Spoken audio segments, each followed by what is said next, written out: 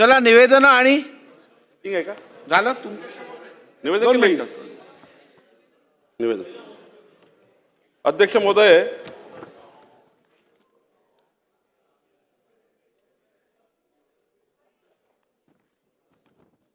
22 जुलै 2026 माननीय मुख्यमंत्री देवेंद्र फडणवीसजी यांचा जन्मदिवस आहे. त्याच दिवशी माजी उपमुख्यमंत्री स्वर्गीय अजितदादा पवार यांचा जयंती आहे.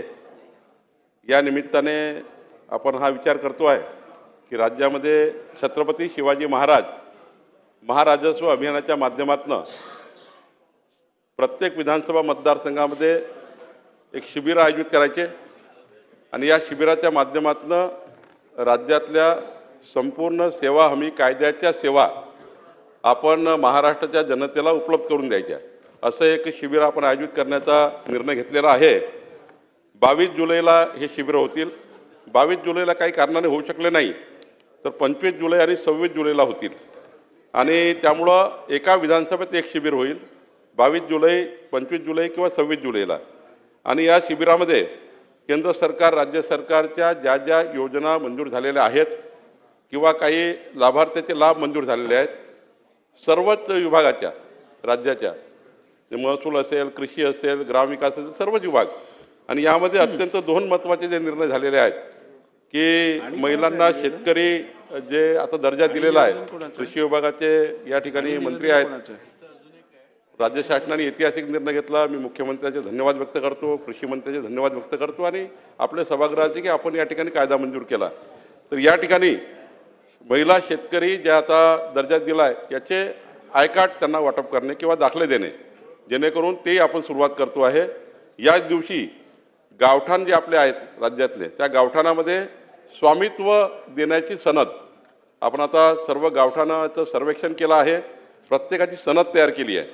ती सनद वाटप करायची आहे विधानसभेच्या सर्व लोकांना आणि त्यामुळं ही सनद वाटपाचा कार्यक्रम आणि अजून ज्या काही आपल्या 55 सेवा आहे त्या सेवाही या ठिकाणी देण्याचा निर्णय आपण घेतलेला आहे. आणि याकरता प्रत्येक शिबिराकरता DPCच्या माध्यमातून 10 लाख रुपयेसुद्धा देण्याचा निर्णय आपण घेतलेला आहे. त्यामुळे प्रत्येक शिबिराला 10 लाख रुपये देण्यात येतील. माझी विधिमंडळातील सर्व सदस्यांना विनंती आहे की आपण सर्वांनी आपापल्या प्रांताशी आजच बोला, त्याचे स्पॉट ठरवा. आमचे त्या ठिकाणी प्रांत येऊन तुमच्याही चर्चा करतील, सर्व विधिमंडळ सदस्यांना भेटतील आणि एक चांगलं शिबिर या ठिकाणी आयोजित करायचं आहे. आमचा विचार आहे शासनाचा की या शिबिराच्या माध्यमातून या राज्याच्या किमान 10 लाख परिवारांना वेगवेगळ्या योजनेचा लाभ या ठिकाणी देण्याचा आमचा प्रयत्न आहे.